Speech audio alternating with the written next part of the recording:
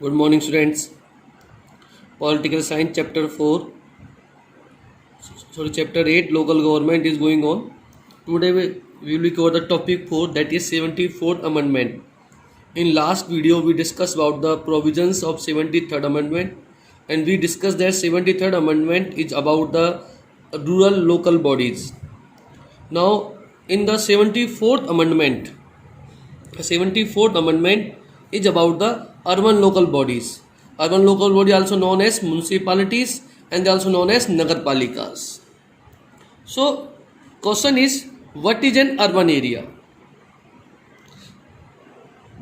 Big cities like Bombay, Faridabad, Delhi, it is very easy to identify the big cities. जो हमारे बड़े शहर हैं, बड़े अर्बन एरियाज हैं, इन्हें बहुत आसानी से we can identify. We can say that these are the cities areas, but small urban areas, it's not easy to identify the small urban areas. Mainly we confuse between a village and a town. So in this situation, we need a clear definition of an urban area. To solve this problem, the Census of India define an urban area. According to this definition, an urban area as having the minimum population of 5,000. If any urban area, if its population is less than 5,000, then that area cannot be considered as the urban area.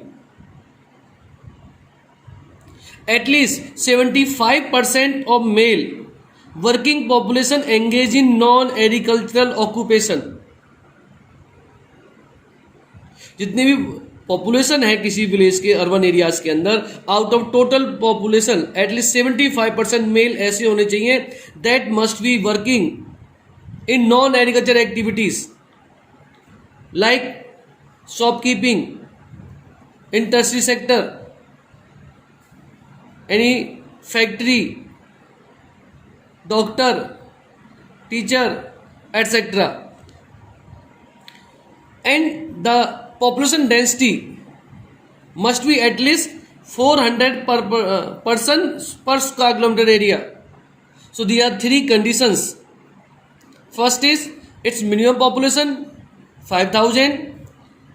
Out of total population of male population, 75% male must be working in the, or they must be engaged in non-agricultural occupation or activities, and population density at least 400% per square kilometer area. These are the conditions to identify as the area as urban area or rural area. As per the census of 2001, nearly 28% of India's population, out of total India population, 28% populations live in the urban areas. अगर जो हमने conditions पढ़ी हैं to define an urban area, उसके basis पर अगर हम देखें बेटा, so out of total population of India 28% of India's population live in urban areas.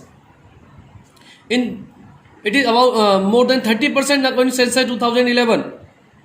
So data can be very in your book, but according to 2001 it is about 28%.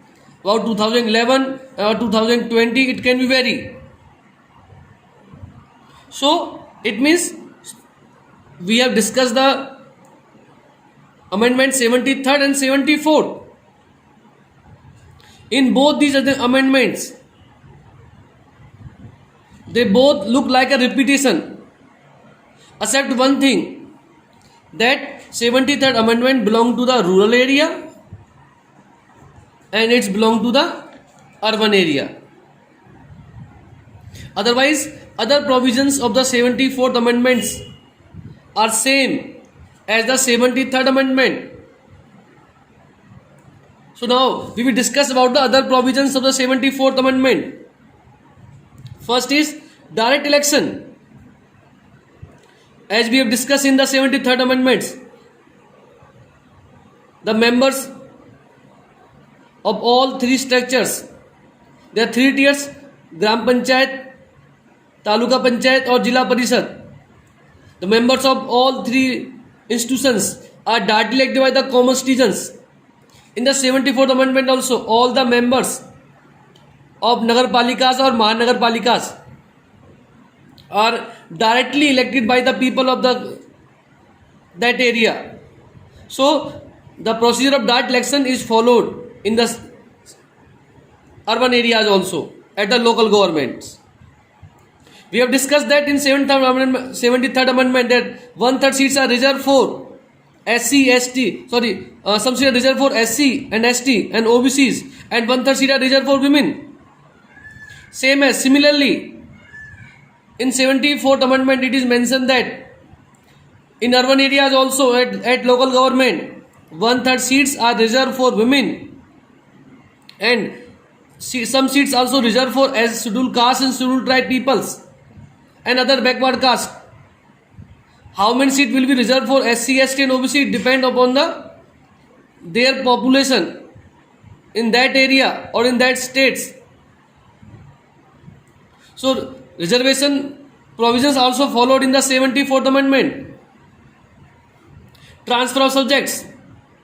Already we have discussed in the 73rd Amendment about 29 subjects of state list have transferred to the local government, and these subjects are listed in the schedule of the 11th schedule. In 74th Amendment also, these 29 subjects which are related to the welfare of the local areas, the subjects are also transferred to the local government in urban area. These subjects also mentioned in the 11th schedule. Independent State Election Commission also complete the function of the elections in the urban areas. So it is a duty of State Election Commission to hold the elections for the urban area also at the local government. Rural areas और urban areas दोनों के election state election commission ही complete कराता है. And state election commission is autonomous in his functioning. State Finance Commission also consider the financial situation or condition of the urban areas as well as rural areas. In 73rd Amendment we have discussed that it consider the prepare the financial report of rural areas, but as well as the rural areas it also look after the financial condition of the urban areas.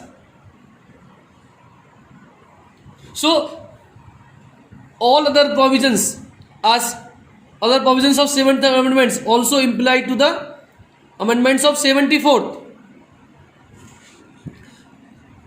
So we can say that in urban area also same features of these amendments are followed, and these amendments are proved very beneficial for the development of local areas in rural, which are known as panchayat institutions, and in the urban areas also, which are known as nagar palikas.